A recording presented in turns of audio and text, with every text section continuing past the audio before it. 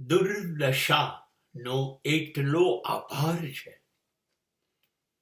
કે જેને મળવું એ મુજથી સમજદાર છે.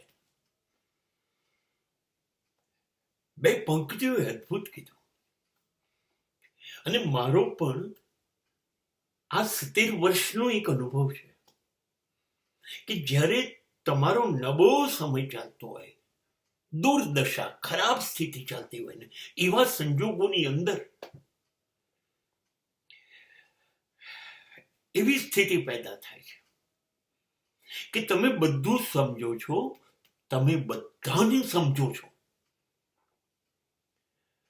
એ વાત કોઈ સમજવા તૈયાર નથી. તમને બધું સમજાય છે,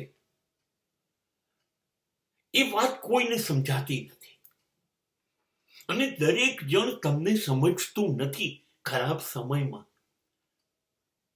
તમે સાચા હો છો, પણ લોકો તમને સમજતા નથી કે તમે સાચા છો.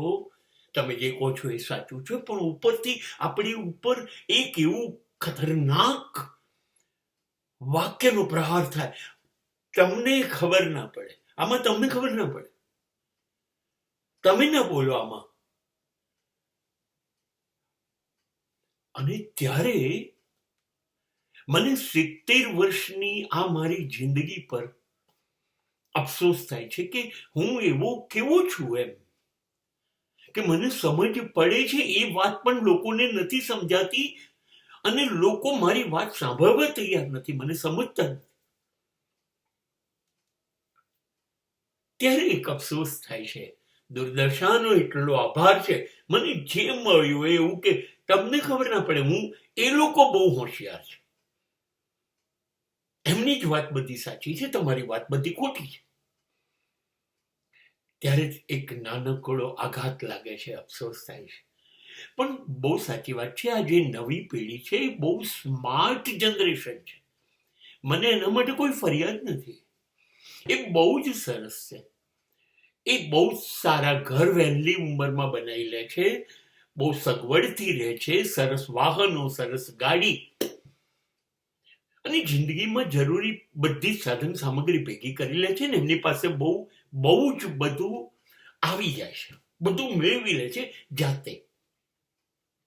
એને કોમ્પ્યુટર પણ આવડે છે, ઇલેક્ટ્રોનિક્સ પણ આવડે છે, એને મોબાઈલ પણ લેટેસ્ટ આવડે છે, અને કપડાં પણ લેટેસ્ટ ખબર છે, અને વિદેશ અંગેની પૂરતી માહિતી છે, વિજ્ઞાનની માહિતી છે, એન્જિનિયરિંગની માહિતી છે, ટેકનોલોજીની માહિતી છે, સ્પેસની માહિતી છે. એની પાસે બધી માહિતી છે. અને પૈસા નાની ઉંમરમાં કેમ કમાઈ લેવા અને બધું કેમ મેળવી લેવું, એની પાસે બધી માહિતી છે. સાચે એ બાબતમાં હું કબૂલ કરું છું, નવી પેઢી બહુ જ મજબૂત છે. અને આ બધું હું 70 વર્ષમાં ના કરી શક્યો. ક્યારે? હા, મને આવડ્યું નહીં. મને ના કોમ્પ્યુટર આવડ્યું, ના મને ઇલેક્ટ્રોનિક્સ આવડ્યું, કોઈ ટેકનિકલ વસ્તુ મને આવડી નહીં, ના મને મોબાઈલ જે લેટેસ્ટ કંઈ પણ એનો ફંક્શન્સ હોય, મને કશું ના આવડ્યું.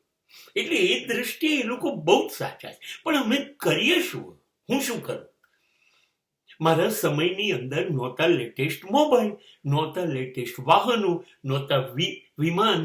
અરે અમે તો એક શહેરથી બીજા શહેર પણ નહોતા જઈ શક્યા, તો પરદેશ ક્યાંથી જઈએ?